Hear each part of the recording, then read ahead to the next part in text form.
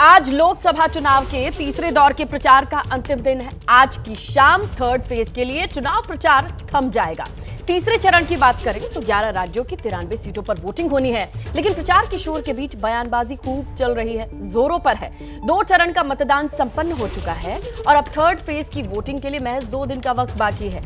आज तीसरे चरण का चुनाव प्रचार थम जाएगा। तीसरे चरण में वोटर्स को साधने के लिए सभी पार्टियों ने पूरी ताकत झोंक दी है। तो देखिए, आज आपको सीधे ग्राउंड पर ले जाने का दिन है, क्योंकि आज चुनावी शोर जब थम जाएगा तो पूरी जोर आजमाइश किसे कहते हैं ये हम देख ही लेंगे। मैनपुरी से हमारे सहयोगी संजय त्रिपाठी हैं, बारामती से मृत्युंजय सिंह है, नवसारी से नम्रता दुबे। ये तमाम रिपोर्टर्स के पास जाएं, लेकिन उससे पहले आपको बताएं कि आज का दिन कितना अहम है।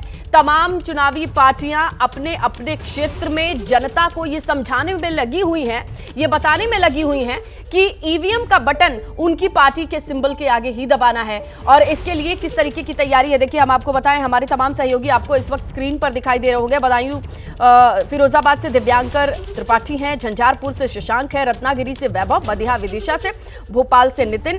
तो आप इन तमाम सहयोगियों को देख सकते हैं। जहां बदायूं का रुख कर लेते हैं, सबसे पहले सनुज के पास चलते हैं और वहां उनके पीछे जो हलचल दिखाई दे रही है उसकी डिटेल्स लेंगे और आज के दिन बदायूं की आबो हवा से हमें जरा रूबरू कराइए।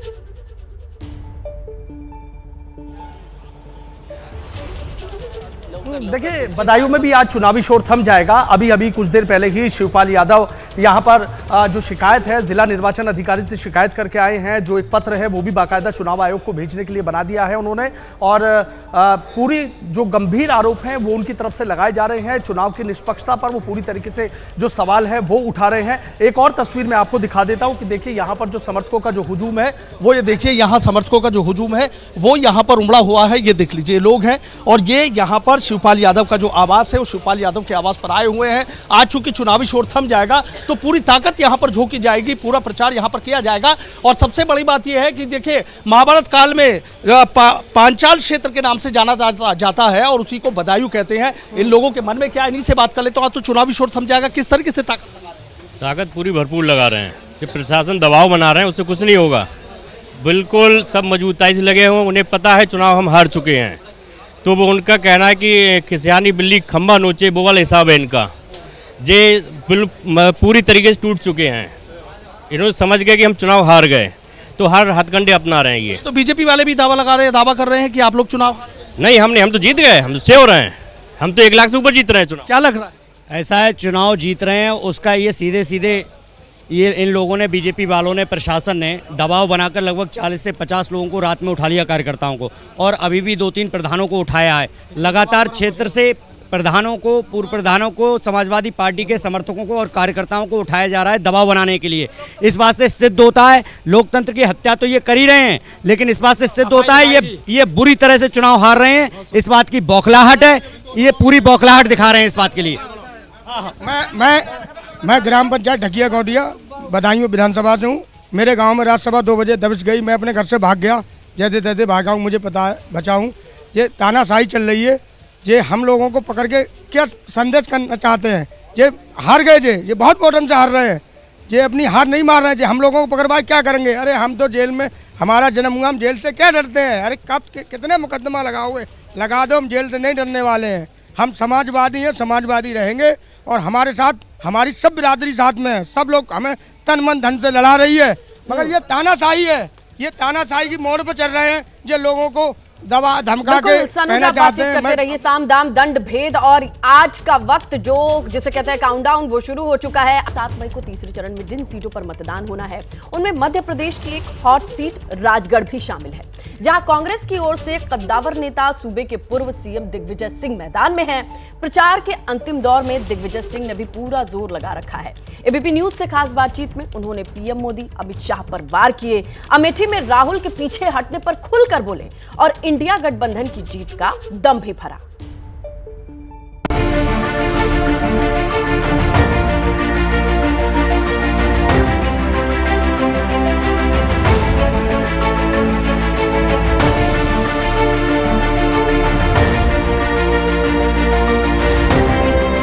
हमारे साथ है दिग्विजय सिंह साहब जो राजगढ़ में चुनाव लड़ रहे हैं। खुद इस वक्त चुनाव प्रचार में निकले हैं। बहुत बड़ी संख्या में लोग उनको घेरे खड़े हैं। दिग्विजय जी बहुत बहुत शुक्रिया समय देने के लिए। आखिरी चरण, क्या उम्मीद है? उम्मीद पूरी है, और जब चुनाव लड़ता है कोई व्यक्ति तो उम्मीद के आधार पर लड़ता है। अमित शाह यहाँ आके गए, उन्होंने क्या क्या बोला आपको पता है? आशिक का जनाजा है। उनकी बड़ी कृपा है मुझ पर, उनकी कृपा है जिसकी वजह से उन्होंने 15 मिनट में 17 बार मेरा नाम लिया, और बड़ी उन्होंने मेरे लिए एक शुभ वो उन्होंने भाषण दिया कि इनका जनाजा धूमधाम से निकले। अब जो व्यक्ति जनाजा मेरा निकालना चाहता है तो आप समझ सकते हैं। 10 साल से यहाँ बीजेपी के सांसद हैं जिनका जिक्र अभी आप मंच से भी कर रहे थे। आप कह रहे हैं कि उन्होंने यहाँ पर कोई काम नहीं किया। लोग और बीजेपी नरेंद्र मोदी जी के नाम पर वोट डालती है। आपको लगता है इस बार आपकी बातों से कन्विंस होंगे और मोदी जी के चेहरे पर वोट नहीं पड़ेगा? तो 4 तारीख को मालूम पड़ेगा। वैसे तो हमारी संसदीय प्रणाली है, संसदीय प्रणाली तो लोकसभा का सदस्य चुनती है, ना कि प्रधानमंत्री या राष्ट्रपति को। सर अभी आप मंच से कह रहे थे कि एम्प्लॉयमेंट क्यों ना हो, बेरोजगारी, महंगाई, इन मुद्दों पर वोट डालें आप लोग, लेकिन मंगलसूत्र, पूर्व प्रधानमंत्री डॉक्टर मनमोहन सिंह का भाषण, हिंदू मुसलमान, ये वोटों का आपको नहीं लगता ध्रुवीकरण हो जाएगा, इससे नुकसान हो सकता? देखिए, हमारा मुद्दा तो स्थानीय है। किसान परेशान है, मजदूर परेशान है, हर तरह से हमारे तो मुद्दे वो है। कन्विंस कर पाएंगे लोगों को कि हिंदू मुसलमान पे नहीं, कोर इश्यूज पे वोट पड़े? छोड़ दीजिए। अच्छा आप सर, क्योंकि इतने वरिष्ठ नेता हैं, गांधी परिवार से इतने जुड़े हुए हैं, एक सवाल जरूर करना चाहूंगा। राहुल गांधी जी इस बार अमेठी से चुनाव नहीं लड़े, प्रधानमंत्री ने कहा डर के भाग गए, स्मृति ईरानी कह रही है डर के भाग गए।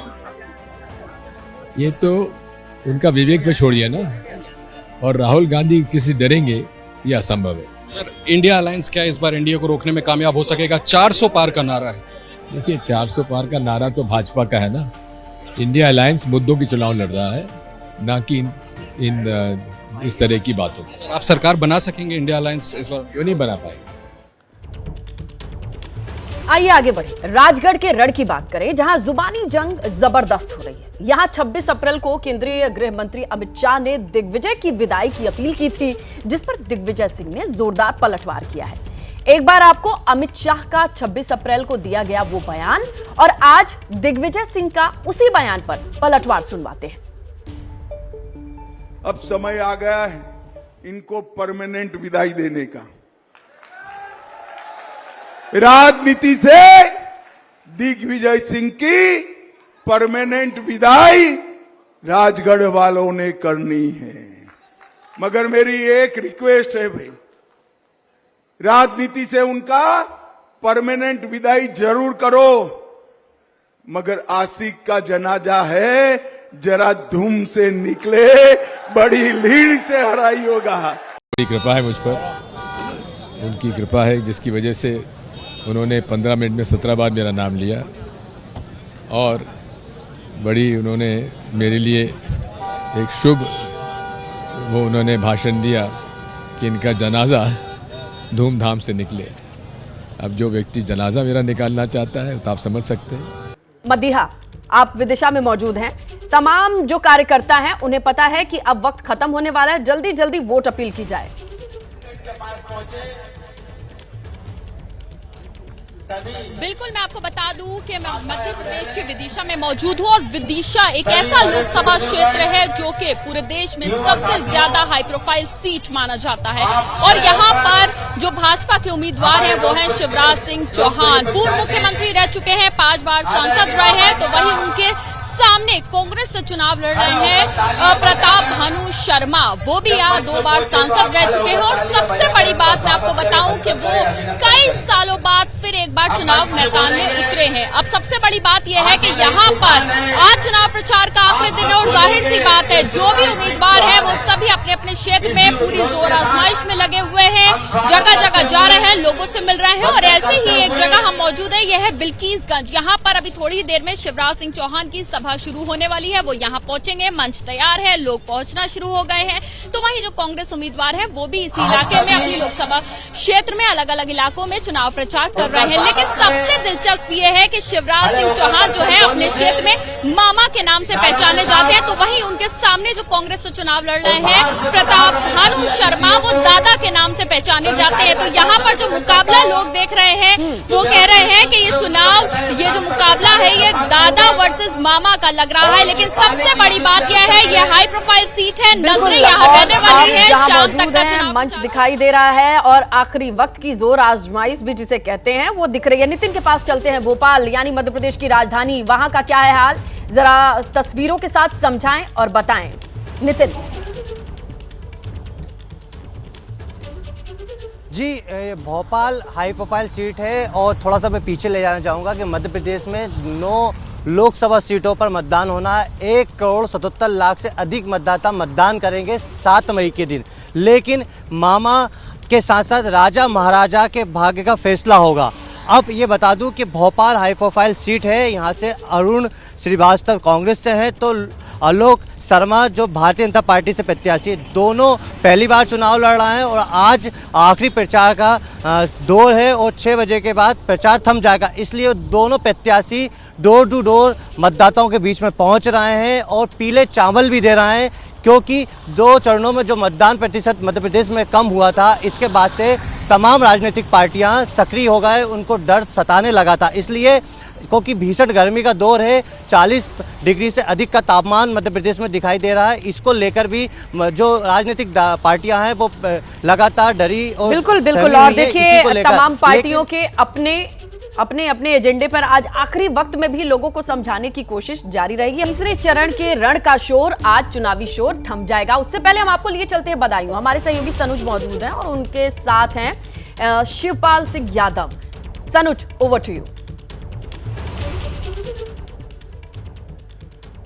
देखिए आज बदायूं में चुनावी शोर थम जाएगा और उसी चुनावी शोर के बीच जो चुनावी शोर थमेगा, हमारे साथ खास बातचीत करने के लिए शिवपाल यादव जी मौजूद हैं। अभी जिला निर्वाचन अधिकारी से शिकायत करके आए हैं। क्या उनकी शिकायत है, किस तरीके के वो आरोप लगा रहे हैं, इसी पर हम उनसे बातचीत कर लेते हैं। शिवपाल जी, अभी आप जिला निर्वाचन अधिकारी के यहाँ पर गए थे, आपने तमाम आरोप लगाए हैं, क्या आरोप है आप लोग? देखिए, पहली बात तो ये यहाँ का पुलिस प्रशासन चुनाव प्रक्रिया को बाधित कर रहा है। पहला तो कि आज लास्ट दिन है चुनाव प्रचार करने का, हम भी स्टार प्रचारक हैं, मुझे भी जनसंपर्क में जाना था। अब तब जब रात भर इन्होंने 9 बजे से लोगों को गिरफ्तार करना शुरू किया, जो हमारे एजेंट बनते हैं, वोट डालते हैं, हमारे सक्रिय कार्यकर्ता हैं, तो उनको 9 बजे से लेकर के फिर हमने 2 बजे के करीब पुलिस कप्तान को भी जगाया और इन सभी एसओज ने अपना सब्जी बंद कर रखा था, बात भी नहीं कर रहे थे और करीब 40 लोगों को इन्होंने पकड़ा बैठाला थाने में। और इसी तरीके से बिलसी थाने के 31 लोगों को 151 में निर्दोष, कोई मुकदमा नहीं, कहीं कुछ नहीं उनके खिलाफ, तब भी 151 में बंद कर दिया है। अब उनका जमानत हो, जबकि मैंने डीएम से कहा था कि भाई इन्हें जब एसओ ने जेल भेज दिया है, एसडीएम ने जेल भेज दिया है, तो कम से कम मुतलका भर के थाने ही से दे। अब तो उसकी प्रक्रिया फिर लंबी हो जाएगी तो चुनाव बाधित होगा। तो एजेंट जो जितने भी बनते हैं, एजेंट बनते हैं, कार्यकर्ता हैं, प्रचार करते हैं, प्रचार के साथ साथ वोट डलवाने में भी मदद करते हैं, तो इस तरीके से ये बाधित कर रहे हैं लगातार। कौन कौन नाम है जो आप लिखित में देखाएं, बता दीजिए जरा, बता रहे थे आप। देखिए, प्रभारी निरीक्षक मूसा जहाग, इसने 5-6 गांव में जा कर के लोगों को प्रताड़ित भी किया है, गाली गलौज भी की है और तोड़फोड़ भी की है। इसका नाम है मनोज कुमार। हेलो, हाँ एसओ साहब, क्यों ये काम कर रहे हो? गंगाधर को क्यों उठाया? हाँ, नहीं, जानकारी के लिए क्यों बुला रहे हो? जानकारी के लिए नहीं बुला रहे हो, आप लोग चुनाव को बाधित कर रहे हो। हम अभी आयोग को कंप्लेंट करेंगे, अभी तो हम कंप्लेंट डीएम को ही करके आए हैं और एसएसपी को करके आए हैं। अब हम आयोग को करने चाहते हैं, पूरी प्रक्रिया को फिर हटवाना पड़ेगा मुझे, आप सब लोगों को थाना अध्यक्ष से हटाना पड़ेगा, हैं? अच्छा जी, ये सब काम अगर आपको सब काम करना है, कहीं पर भी कोई ऐसी बात है तो चुनाव के बाद कर लेना, 7 तारीख के बाद कर लेना, अभी वोट तो ज़्यादा से ज़्यादा पड़ने दो। ये तो चुनाव आयोग की गाइडलाइन भी है, ज़्यादा से ज़्यादा वोट पड़े। आप लोग डिस्टर्ब कर रहे, बाधित कर रहे हैं, वोट न पड़े, ऐसा तो कभी हुआ नहीं है। आप तो चुनाव आयोग की गाइडलाइंस को भी नहीं मान रहे हैं। हेलो, कौन अधिकारी करा रहा वो मुझे बता दो। नहीं, आप अपने मन से कर रहे कि अधिकारी जो करा रहा है उसका नाम बता दो मुझे, तो उससे बात कर लें मैं, अब उससे हम बात कर लें हैं। नहीं तो फिर हमें अपने लोग सब बुलाना पड़ेंगे, हमें बुलाना पड़ेंगे, सब थानों पे हम बैठाल देंगे सब लोगों को। हाँ, जहाँ जहाँ चुनाव हो गए और जहाँ चुनाव नहीं हो रहे हैं, पूरब से लेके पश्चिम तक हम सभी थानों पे बुला के बैठाल देंगे। फिर आपको, और नहीं तो फिर आपको आप लोगों को हटना ही पड़ेगा फिर तो। नहीं, बात नहीं करो इन्हें, तुरंत तो पहले छोड़ के मुझे बताइए गंगाधर को। हाँ, जल्दी बताइए, बताइए इसी नंबर पे। शिवपाल जी, और कौन कौन लोग हैं जो भी नाम बता रहे थे आपने आयोग से शिकायत की है? प्रभारी निरीक्षक मूसा जहाग मनोज कुमार, प्रभारी निरीक्षक बिनावर श्री अरविंद कुमार, प्रभारी निरीक्षक कुंवर गांव श्री राजेंद्र बहादुर, प्रभारी निरीक्षक रजपुरा अमरपाल, विधानसभा क्षेत्र गुन्नौर में प्रभारी निरीक्षक सहसवान श्री सौरभ सिंह, प्रभारी निरीक्षक बजीरगंज राकेश कुमार, प्रभारी निरीक्षक कोतवाली सदर विजेंद्र सिंह द्वारा लगातार घरों में दबिश देकर कार्यकर्ताओं को धमकाना, थानों में बैठालना क्रूर प्रयास चल रहा है। थानों में मैंने बताया कि 40 लोगों को इन्होंने गिरफ्तार किया है। बेलसी थाने में 31 लोगों को जेल भेजा है। और अभी मुझे खबर मिली एसओ जरीफ नगर गंगाधर, ये शिकायत है जहां पर चुनाव को प्रभावित करने का आरोप लगाया जा रहा है। तमाम लोगों की शिकायत लेके शिवपाल सिंह यादव इस वक्त नजर आए। लेकिन इसी बीच बड़ी खबर, बदायूं में शिवपाल यादव का बड़ा बयान, पुलिस प्रशासन पर शिवपाल का आरोप, जहां उन्होंने ये आरोप लगाया कि चुनाव को बाधित करने, उनके तमाम कार्यकर्ताओं को बुलाया जाना, ये प्रचार प्रसार और मतदान के लिए बाधित करने का आरोप वो लगा रहे हैं। हमारे कार्यकर्ता गिरफ्तार किए जा रहे हैं, ऐसा भी आरोप शिवपाल लगा रहे हैं। यूपी के मैनपुरी से खबर मिल रही है, जहां महाराणा प्रताप की मूर्ति को लेकर हंगामा हो गया। कल मैनपुरी के करहल चौराहे पर देर रात जमकर बवाल हुआ। आरोप ये लगाया गया कि समाजवादी पार्टी के कार्यकर्ता महाराणा प्रताप की मूर्ति पर चढ़ गए, उनका अपमान किया, जिसके बाद उन्होंने समाजवादी पार्टी का उस मूर्ति पर झंडा लगाया और उस वक्त बीजेपी कार्यकर्ताओं ने आपत्ति जताई। आरोप ये लगाया कि समाजवादी पार्टी के कार्यकर्ता बीजेपी के कार्यकर्ताओं के साथ झड़प करते नजर आए, आपस में भिड़ंत हुई, जिसके बाद बीजेपी कार्यकर्ताओं ने जमकर नारेबाजी की। पुलिस ने समाजवादी पार्टी के कार्यकर्ताओं पर एफआईआर भी दर्ज किया है। कुल मिलाकर के तनातनी के माहौल के बाद ये तस्वीरें भी सामने आई हैं, जहां ये पूरा विवाद शुरू होता है महाराणा प्रताप की मूर्ति पर चढ़कर ध्वज लगाने को लेकर के। ये देखिए, जहां महाराणा प्रताप की मूर्ति पर समाजवादी पार्टी का झंडा लगाने को लेकर के आपत्ति जताई बीजेपी के कार्यकर्ताओं ने। ये करहल का चौराहा है जिस पर समाजवादी पार्टी के कार्यकर्ताओं ने महाराणा प्रताप की मूर्ति पर चढ़ के समाजवादी पार्टी का झंडा लगा दिया। आपत्ति जताई बीजेपी के कार्यकर्ताओं ने। कुल मिलाकर के कहासुनी से बात आगे बढ़ गई और 100 कार्यकर्ताओं पर एफआईआर दर्ज हुई है। ये भी बड़ी खबर है। विरोध में बीजेपी कार्यकर्ताओं के नारेबाजी की भी जानकारी है। एक पार्टी का रोड शो का कार्यक्रम था, जिसमें जब रोड शो खत्म होने के बाद कुछ लड़के जो इसमें महाराणा प्रताप की चौक पे आए और चबूतरे पे चढ़े और कुछ पार्टी विशेष का झंडा लगाने का प्रयास किए और वहाँ पर कुछ नारेबाजी की, जिसमें यहाँ पर जो सीसीटीवी फुटेज हैं उनको देखा जा रहा है और जो लोग हैं उनसे वार्ता की जा रही है। सारे साक्ष्यों को इकट्ठा किया जा रहा है और उसमें जो भी दोषी होगा उस पर कार्रवाई। इस तरीके की आबोहवा आपके आसपास कुछ लोग भी दिखाई दे रहे हैं, दिव्यांकर?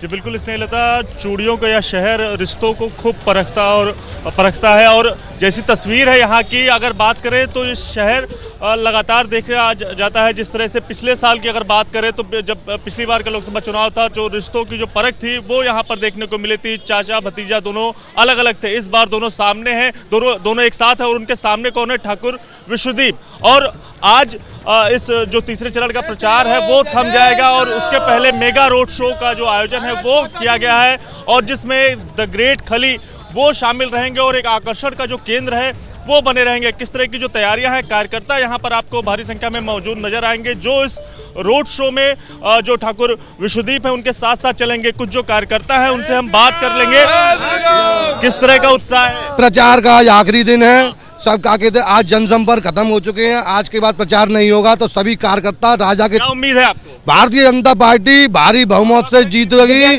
और अक्षय यादव को दूसरी बार। वो बसपा छोड़ करके आए हैं, आप लोग लगातार बीजेपी की ओर से प्रचार प्रसार में रहे हैं, जमीनी कार्यकर्ता रहे हैं, लेकिन बसपा से आए कैंडिडेट के लिए प्रचार कर रहे हैं। ये बताइए, आप लोग जो कैंडिडेट है ठाकुर विश्वदीप, ये तो बसपा छोड़कर तब बीजेपी में आए हैं, तो आप लोग नाराज नहीं है? वो यहाँ कोई नाराजगी नहीं है, यहाँ पे कोई नाराजगी नहीं है। यहाँ हर समाज के बंधु हैं, मुस्लिम भी हैं, ठाकुर भी हैं, पंडित भी हैं, हर बिरादरी के लोग हैं।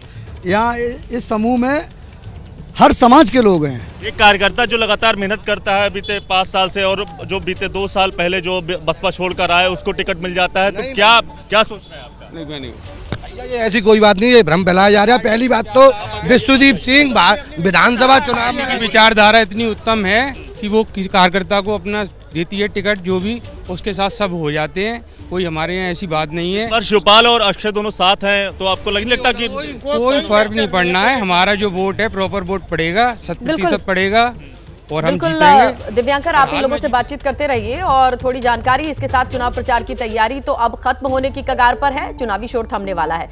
आइए हम अब रुख कर लेते हैं, हमारे अगले सहयोगी रत्नागिरी से वैभव हैं, वैभव का रुख करेंगे और समझने की कोशिश करेंगे कि वहां के चुनावी रण में जहां कोंकण की बात करें, किस तरीके से जनता और नेता इस वक्त प्रचार में लगे हैं, जनता क्या सोच रही है। जी बिल्कुल, देखिए मैं आपको यहाँ पे बताना चाहूँगा कि रत्नागिरी सिंधुदुर्ग करीबन 400 किलोमीटर का ये पूरा लोकसभा क्षेत्र आता है, जहाँ पे आज का दिन पूरी दोनों भी प्रत्याशी है अपनी प्रेस कॉन्फ्रेंस के माध्यम से दोनों अपने कार्यकर्ताओं को, अपने लोगों को यहाँ पे संबोधित करेंगे। मैं हूँ इस वक्त सिंधुदुर्ग की जिला में, जहाँ से केंद्रीय मंत्री नारायण राणे भाजपा से यहाँ पे पहली बार चुनाव लड़ रहे हैं। ये ऐसी भूमि है जहाँ पे पहली बार भाजपा का कमल पे चुनाव होने जा रहा है। नारायण राणे वर्सेस उद्धव ठाकरे, ये मुकाबला कई सालों से यहाँ पे चलते आया हुआ है। बाला साहब ठाकरे के जमाने में नारायण राणे पूर्व मुख्यमंत्री रह चुके हैं और इस बार मोदी सरकार में केंद्रीय मंत्री भी है। तो लगातार 2014 से जो विनायक राउत जो उद्धव ठाकरे गुट से है, और जिस तरीके से हैट्रिक मारने की कोशिश करेंगे, तंज कसे जा रहे हैं, कमेंट किए जा रहे हैं। देखते हैं कि आज के दिन मंचों से जाते जाते भी चुनाव प्रचार में क्या कहा जाता है। आज बिहार से बहुत बड़ी खबर आई। बाहुबली और मोकामा से पूर्व विधायक अनंत सिंह को पैरोल मिल गई और वो जेल से बाहर आ गए। अनंत सिंह को अपनी पुश्तैनी जमीन के बंटवारे के लिए 15 दिन की पैरोल मिली है, लेकिन मुंगेर लोकसभा सीट पर 13 मई को होने वाली वोटिंग से पहले अनंत सिंह का जेल से बाहर आना सियासी तौर पर बहुत बड़ा डेवलपमेंट है। पैरोल पर रिहाई के बाद अनंत सिंह ने एबीपी न्यूज से खास बातचीत की है, आप भी सुनिए। हाँ, सब कुछ मिले हैं, यही के लोग जानता है भी इतने से, ओवरऑल कोई नेता भी जाना हमारा कोई जरूरी नहीं है। क्या करेंगे अब? आगे क्या करेंगे? कर रहे हैं, देखे रहे हैं, वह करेंगे, जनता से भेंट करेंगे। जनता करेंगे कि कुछ आगे भी करेंगे? 15 दिन कुछ नहीं करेंगे, हमको जनता से भेंट करना है। वोट देने जाएंगे ना? वोट हमको दे देते हैं, कहीं एगो वोट से क्या होगा? एक वोट से बहुत असर हो। दे देंगे, दे देंगे, जब तो विचार है तो दे देंगे। क्या कहेंगे आप लोग?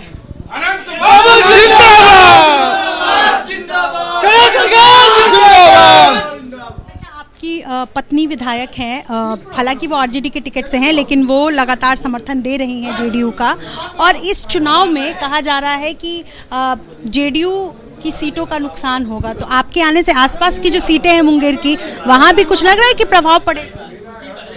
कह तो रहे हैं कि कोई प्रभाव नहीं पड़ेगा, ललन सिंह जीतल है 4 लाख 5 लाख वोट से। आपके कह देने से जनता बोलेगा। हाँ, वो इलेक्शन तो देखिएगा 10-12 दिन में तो है, और लंबा दिन तो नहीं है। मैं आपसे पहले भी मैंने सवाल किया, एक बार फिर से मैं सवाल करूंगी। कष्ट के दिनों को, जब अनंत सिंह दुख में थे, संघर्ष कर रहे थे, जद्दोजहद कर रहे थे, जमीनी वर्चस्व की जब लड़ाई लड़ रहे थे, जब दुख में थे, तब कैसे याद करते हैं? कुछ बताएंगे? बतियाए भी नहीं कर रहे हैं आप। नहीं, हमरा कभी दुख होवे नहीं करता है। हमको जब कुछ भी होता है सुख लगता है, दुख हमको पता लगे तब कि दुख हो रहा है, दुख हमको नहीं होता है। 4 साल पहले तो आप वीडियो पे वीडियो बना के कह रहे थे कि हमको फंसाया गया है, दुख है। कर रहे हैं कि हमको बचाया गया है।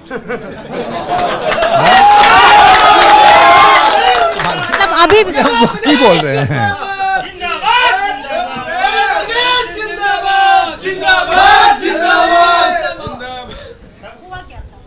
कुछ नहीं हुआ था। आप तो अपने घर पे थे उस वक्त? हाँ, नहीं, वहाँ तो 20 साल से नहीं गया था।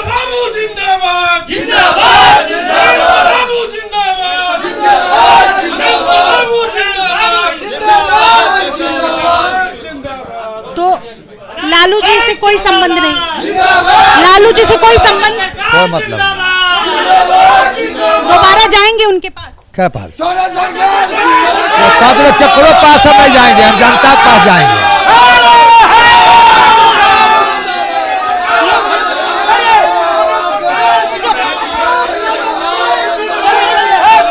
अरे ये